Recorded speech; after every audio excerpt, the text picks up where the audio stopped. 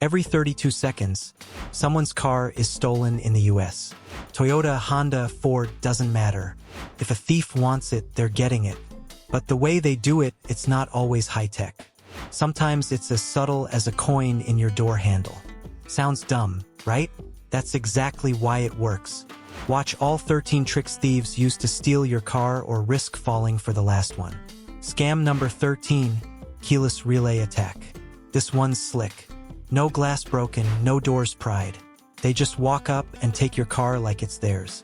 Here's how it works. Most modern cars use keyless entry. If your key fob's close, your car unlocks and starts. Problem is, thieves don't need the fob. They just need the signal. One guy stands by your front door or window with a relay box, picks up the signal from your fob, sitting on the counter or in your purse, sends it to a second guy standing next to your car. The car thinks the key is right there. Click. Beer room. Gone. No alarms. No signs of forced entry. By the time you realize what happened, your ride's long gone. Probably stripped for parts or on a container headed overseas. This happens fast and it's been hitting neighborhoods hard, especially suburbs. Here's how you stop it. First, grab a Faraday pouch. They're cheap, they work, and they block your key fob signal cold. Next, don't leave your fob near windows or doors. That's how thieves pick it up from outside. And if you think that's scary, just wait because the next one lets them steal your unlock code right out of the air. Scam number 12, code grabbing devices. You think locking your car with the key fob is safe? Not really. Thieves are packing gadgets that snatch your key fob code right out of thin air. It's called code grabbing and it's nasty. You step out of your car, hit the lock button on your fob. Beep beep. You walk away thinking it's secure. But some clown sitting a few cars over, he's got a little black box in his lap. He captures your signal the moment you press that button, saves it, replays it, and boom, he's in your car like he's got your keys. No alarms, no clue anything happened until your glove box is empty or the car is missing. These devices used to be rare. Now, anyone with a couple $100 and an internet connection can get one. I've had 3 customers in the past year who swore they locked their cars. Doors were clean. No forced entry. Guess what? Code grabber. Want to stop it? Do this. Don't use the fob in public spots. Lock the door manually or use a rolling code fob if your car supports it. And if that rattled you, hold tight. The next one's even worse. Scam number 11. Hacking the OBD port to make a new key. Every car built after 1996 has an OBD port. On board diagnostics, it's under the dash, usually by the steering column. That port gives access to your car's brain, and thieves know it. They break in, pop the driver's side door panel, plug in a key programmer, and within minutes, they've created a brand new key that works just like yours. No alarms, no busted windows, no hot wiring. It's clean, quiet, and fast. I've seen this happen to new Rams, Fords, Audis, especially push-to-start vehicles. A customer of mine lost his $60,000 F-150 in under 4 minutes while eating dinner 2 blocks away. And here's the kicker. The factory alarm doesn't even trigger because the car thinks it's a real key. Here's how you fight back. Get an OBD port lock. They're cheap and worth every penny. Or move the port entirely with a relocation kit. Bonus, add a steering wheel lock just to make them sweat. If they can't program a key, they'll try hauling your whole ride away. Yeah, they can do that. Scam number 10, fake tow trucks. You walk outside and your car is gone. No broken glass, no alarm, no tire marks. So what happened? You assume it got towed. But here's the nightmare part. It wasn't a real tow. This ain't new, but it's getting more common, especially in big cities and apartment lots. These crooks roll up in old flatbeds or hook and chain rigs that look just beat up enough to be believable. No company logo, no paperwork, nothing. They cruise through neighborhoods, parking garages, even dealership lots looking for easy targets. Car parked a little crooked, expired tag. Boom, they lift it and go. No one questions it because it looks official. By the time you call the city or police to ask where your car went, it's already stripped in a chop shop. I've had customers say their car was towed for a ticket. Nope, it was stolen in broad daylight with a fake tow truck. How to prevent it? Use a wheel lock or even a boot when parking long-term. Install a GPS tracker or dash cam with parking mode. And never ignore strange trucks cruising your lot. But they don't always need a tow truck. Sometimes all it takes is a clean title, a few forged documents, and suddenly your car legally belongs to someone else. Crazy, right? If even one of these scams surprised you, smash that like button. Share this video with someone who parks in sketchy spots. And if you want more real-world car protection tips, hit subscribe because the next one might just save your ride. Scam number 9, VIN cloning. Looks clean, runs great, price is fair, but the VIN, it's stolen. This is what we call VIN cloning, and it's one of the dirtiest tricks in the book. Here's the play. A thief steals a car. Then they find a legit vehicle. Same year, make, model, usually from a junkyard ad or a dealership listing. They copy that car's VIN, slap it onto the stolen one, fake the title, registration, even the inspection stickers. Now it looks legal and they sell it to some poor soul who thinks they're getting a great deal on Facebook Marketplace or Craigslist. 2 weeks later, the cops show up. They run the VIN deeper. Turns out the real car is sitting in another state. Now you're stuck with a stolen vehicle and out thousands. I've seen it. A young guy bought a clean Mustang, paid cash. 3 weeks later, gone, seized. Want to protect yourself? Do this. Run the VIN through NIC, scratch dashboards, mismatched VIN plates, and always match the VIN N on the title, dash, door jamb, and insurance. You do your homework. You check the VIN. Everything looks legit. But these scammers, they've moved on to something simpler. They'll steal your car right out of your hands while you think you're in control. Scam number 8, test drive theft. Mind if I take it for a spin? Yeah, right out of your life. Test drive theft is slick and it hits both dealerships and private sellers. You list your car online. Some guy shows up dressed nice, acts real polite, says all the right things, has proof of insurance, maybe a fake license. You hand him the keys, he takes off and never comes back. I've had private sellers fall for it, even dealers. One guy walked into a small town lot, drove a loaded Charger and vanished. Turns out the ID belonged to a dead guy. The car was in pieces before sundown. This is bold, but it works. Because folks let their guard down, especially when they're just trying to make a sale. Here's how to stop it. Never hand over keys unless you've verified ID and insurance. Don't be afraid to take pictures. Always ride along or have a buddy follow in another car. Meet in public spots with cameras, not back alleys or quiet streets. And if they can't charm their way into your ride, they might just crash into you and take it by force. Yep, that's next.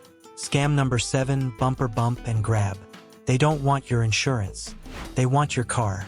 This scam's called the bumper bump and grab. It looks like a fender bender. Just a tap. Nothing serious, but that's the setup. You're driving. Somebody accidentally bumps you at a red light or stop sign. You pull over like any decent person would.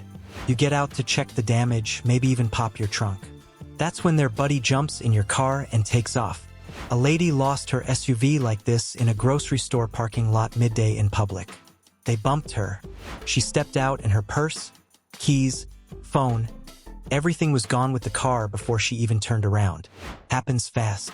And the worst part, most folks leave the engine running and the door wide open. Makes it too easy. Don't be that person. Here's what to do. Turn the car off. Take your keys. Lock the door before stepping out. If something feels off, call 911. Stay in the car. And always check your mirrors for movement before exiting. And if a fake crash doesn't work, next they'll play victim to catch you off guard. You won't believe this one. Scam number 6, fake emergency. Hey, your tire's flat. Something's leaking under your car. Ma'am, I think someone hit you. Sound familiar? That's not someone being helpful. That's bait. This trick is designed to catch you off guard. You're at the gas station or parked outside the grocery store. A stranger approaches, waving frantically, acting like they've just saved you from disaster. Out of concern, you crack your window or step out to see what's wrong. That's the moment they strike. While you're distracted, an accomplice slips into your car, snatching your phone, your bag, or the entire vehicle. It happens fast in broad daylight, sometimes right in front of people who don't notice a thing until it's too late. This method is used all across the country. And while anyone can be targeted, it's especially common against women and seniors. How to shut this down. Never open your door or step out just because someone's yelling. Lock your doors. Crack your window just a hair if you need to talk. If something seems off, drive to a safe, well-lit spot before checking. But not every thief tries to charm their way in. When smooth talk doesn't work, they get rough. And that's when they go straight for your door. Scam number 5, using a Slim Jim or lockout tool. This one's old school, but don't let that fool you. It still works. People think because their car isn't from the 8S, it's immune. Nope. If your vehicle has manual locks or an older security system, it's wide open to a Slim Jim or lockout tool. A thief walks up with a Slim Jim, basically a flat piece of metal with a hook. They slide it between the window and the weather stripping. Feel around for the linkage rod inside the door. Hook it, pull, click, doors open. A guy lose his 2005 Tacoma in front of a diner while eating lunch. It was gone in under 2 minutes. No cameras caught it. Cops found the Slim Jim on the sidewalk a block away. These tools are cheap, easy to get online, and some crooks even carry the pro versions used by locksmiths. Here's how to fight back. If you've got an older car, install an aftermarket alarm or kill switch. Use a steering wheel lock or even a clutch brake pedal lock. And don't assume your car is too old to steal. Older rides are easier targets. Scam number 4, GPS GSM jamming tracker blocking. Think your GPS trackers got you covered? Not 100%. Thieves are using GPS jammers. Cheap little devices you can buy online to block your car's location signals in seconds. You've got a tracker hidden under the dash, behind a panel, maybe even hardwired. As soon as your car gets taken, you grab your phone to check the app. Nothing. Tracker's dead. That's because the moment these guys start the car, they power up a signal jammer. It scrambles GPS, GSM, and even Bluetooth in some cases. Now, your $200 tracker is just a blinking light. I've seen tow truck crews snatch high-end cars with these jammers already running. They move fast. Get it inside a container or underground garage and your car's off the grid permanently, and good luck getting it back. If the tracker can't ping, police can't trace it. To avoid this, use multiple trackers. Hide one, hardwire another. Pick trackers that send alerts when jammed or lose signal suddenly. Add a non-GPS kill switch or hidden relay, something they can't jam. Keep a dummy tracker in a common spot to throw them off, because once that signal is gone, so is your car. And if they can block the signal, they'll block you too, with one final trick that'll catch you in your tracks. Scam number 3, spare key theft. You ever hand your keys to someone and just hope they do the right thing? That hope can cost you everything. Valet, mechanics, dealerships, even body shops. These are places you have to trust with your keys, and most folks are honest. But it only takes one shady employee to screw you over. As a client, you drop off your car. Maybe it's for an oil change or valet parking at a hotel. The guy behind the counter, he makes a copy of your spare key or notes down the key code if it's on file. He sees your registration. Now he's got your name, address, and a key. 2 weeks later, you come home from work and your car is gone. No glass, no forced entry, nothing. Why? Because the thief walked right up with the spare he made and drove off like he owned it. It's sneaky. It's common. And it's happened to more customers than I can count. But don't be coned. Here's how to protect yourself. Only go to trusted, well-reviewed mechanics or valet services. Remove personal documents. Registration, insurance, ID from your glove box. Don't leave garage remotes or house keys in the car. Use valet key mode if your car has it. It limits access. Ask shops not to store key codes or take copies. It's obvious, but it helps send a warning. Use a GPS tracker. You'll know if your car moves without you. But be aware of the GPS jamming trick we talked about earlier. Sounds crazy, right? It's real. And if you want to understand exactly how they do it and how to stop it, check out our video on how to program a key fob at home. Because if you know the process, you'll know how to guard against it. Scam number 2, rental return ruse. You think you dropped off your rental car, but what you really did was hand it over to a thief. This one's slick, and it's been hitting airports and busy city rental spots hard. You pull into the rental return lot. You're tired, rushing to catch a flight, maybe distracted with your bags or kids. A guy in a vest walks up, looks official, clipboard in hand. "Hey, you can just leave the keys with me. I'll check it in." You thank him, grab your stuff, and walk off. You just handed your rental car to a complete stranger. He hops in, drives off. By the time the real rental rep notices that car never came back, rental companies deal with this more than they admit.